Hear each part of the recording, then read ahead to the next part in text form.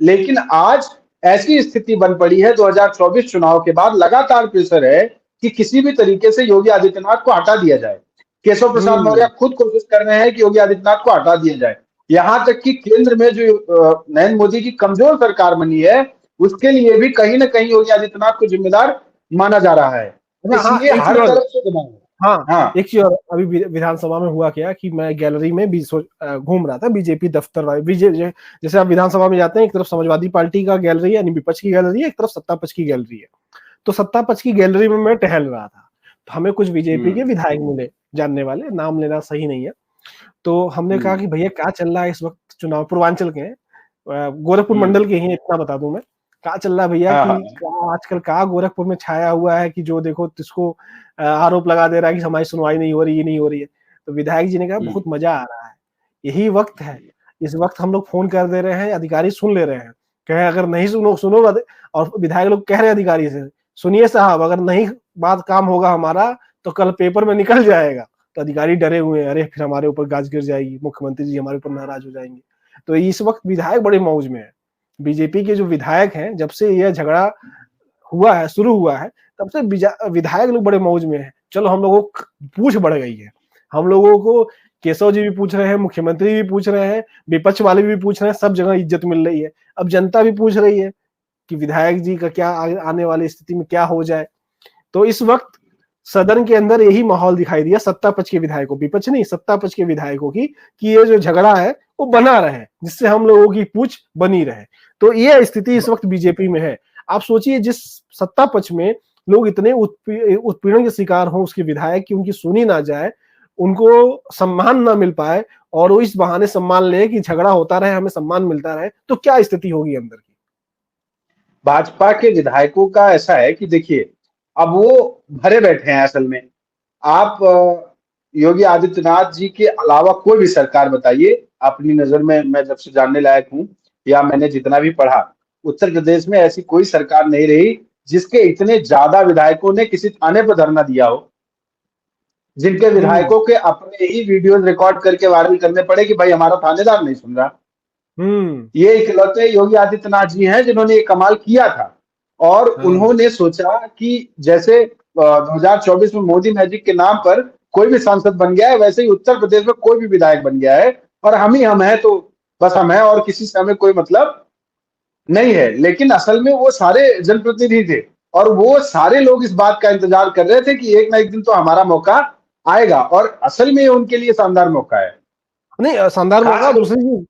दूसरी चीज मैं कुछ विधायकों से पूछा कि क्या लग रहा है आपको चुनाव में, तो कह रहे हैं कि समाजवादी, बीजेपी के विधायक ही कहे कि समाजवादी पार्टी का पलड़ा तो इस वक्त भारी है, चुनाव काफी टफ होने वाला है। और उन लोग कह रहे थे कि हम लोग को इस बात का भी डर है कि अगर हम लोग इस बार चुनाव हार गए ज्यादा और समाजवादी पार्टी जीत गई, तो फिर तो हम लोगों के लिए सरकार बनाना मुश्किल होगा। मगर उससे बड़ी बात यह हो जाएगी कि पहले ही हो सकता है योगी जी को हटा दिया जाए। तो कहीं ना कहीं उपचुनाव को लेकर बीजेपी के अंदर भी बहुत खलबली मची हुई है, चाहे वो योगी आदित्यनाथ का गुट हो, चाहे केशव प्रसाद मौर्य का गुट हो, चाहे ब्रजेश पाठक का गुट हो, चाहे वह गुट जो सब में हो, मतलब कुछ विधायक ऐसे हैं जो सबसे करीब है, वो सभी लोग इस पे बहुत मतलब पैनी नजर रखे हुए हैं कि क्या चुनाव हारते हैं कि जीतते हैं। मतलब जैसे हार जीत सामने आएगी, आप देखिएगा एक बड़ा हिस्सा बीजेपी के अंदर, बहुत बड़ा हिस्सा इधर से उधर शिफ्ट होगा, जो हमें अभी विधानसभा में देखने को मिला। अमित भाई देखो, एक चीज देखिए, ये बड़ी समझने की बात है कि योगी आदित्यनाथ को हटाना ही भारतीय जनता पार्टी के हित में है। अगर भारतीय जनता पार्टी वापस 2027 में चुनाव जीतना चाहती है, अगर मान लीजिए, तो योगी आदित्यनाथ के चेहरे पे उत्तर प्रदेश का चुनाव भारतीय जनता पार्टी नहीं जीतने वाली है। क्यों? मैं आपको बता रहा हूं क्यों। इसकी वजह यह है कि योगी आदित्यनाथ की इमेज एक ऐसे व्यक्ति की, एक ऐसे नेता, एक ऐसे मुख्यमंत्री की बन चुकी है जो पिछड़ों का, दलितों का सीधे सीधे आरक्षण खा जाने के सीधी वो पक्षधर हैं, और 69,000 शिक्षक भर्ती उसका उदाहरण है। दूसरी बात कि योगी आदित्यनाथ जी किसके घर पे कब बुलडोजर चला दें, तमाम ऐसे बिजनेसमैन, तमाम ऐसे छोटे छोटे व्यापारी, आप बहुत सारे ऐसे इनपुट भी आ रहे हैं कि सरकार पीपीपी मॉडल पे अब मतलब डेवलपमेंट करेगी। समझ रहे हैं मैं क्या कह रहा हूं? प्राइवेट पब्लिक पार्टनरशिप का इस्तेमाल करके अब डेवलपमेंट का प्लान है। उसके पीछे पूरा बुलडोजर का प्लान था कि पहले लोगों की प्लॉटिंग गिरा दो, उनके डेवलपमेंट्स गिरा दो, तो लोग डर के पीछे हट जाएंगे। जो छोटे मोटे बिजनेसमैन थे, जो छोटे लोग, छोटे कम अमाउंट वाले लोग थे जमीन के व्यापार में, जो भी इसका कारोबार करते थे, उनको डराया गया बुलडोजर से। ऐसे तमाम लोग, भले ही वो भारतीय जनता पार्टी के कोर वोटर रहे हों, आज योगी जी के खिलाफ खड़े हैं। तीसरी सबसे जरूरी चीज ये है कि केशव प्रसाद मौर्य के नाम पर भारतीय जनता पार्टी ने ठीक ठाक, मौर्य बिरादरी हो या स्वतंत्र देव सिंह और अनुप्रिया पटेल के नाम पर ठीक ठाक कुर्मी बिरादरी हो, सबके वोट उन्होंने पिछड़ों के, मैं बिरादरी वाइज बता दे रहा हूँ, ये बड़ी बिरादरियां हैं उत्तर प्रदेश की जिनके पास ठीक ठाक वोट बैंक है, और इनका, इन चेहरों का इस्तेमाल करके भाजपा ने यहां वोट लिए थे। लेकिन एक छत्र राज किसका है? योगी आदित्यनाथ जी का। और ज्यादातर जगहों पर दो बिरादरियों का वर्चस्व कायम है। आप पाएंगे कि ज्यादातर बड़ी जगहों पर, चाहे वो डीएम की पोस्ट हो, चाहे अभी इलेक्शन बीता है, आरओ की बात कर लीजिए, तमाम ऐसी जगहों पर दो बिरादरियों का वर्चस्व कायम रहा। अब उस बात का प्रभाव लोगों के दिमाग में बना हुआ है, और उसके वो भी एक मिनट, वो भी दोनों जाती है जनरल, ओबीसी नहीं, दोनों जनरल। अरे वो क्लियर कट है भाई, दोनों। हाँ। आप, मैं नाम लेके बता दूं, दो बिरादरियां, सबसे ज्यादा ब्राह्मण, दूसरे पे ठाकुर। हाँ, दैट इज वेरी क्लियर, उसको कहने की जरूरत नहीं है, ये सब समझते हैं।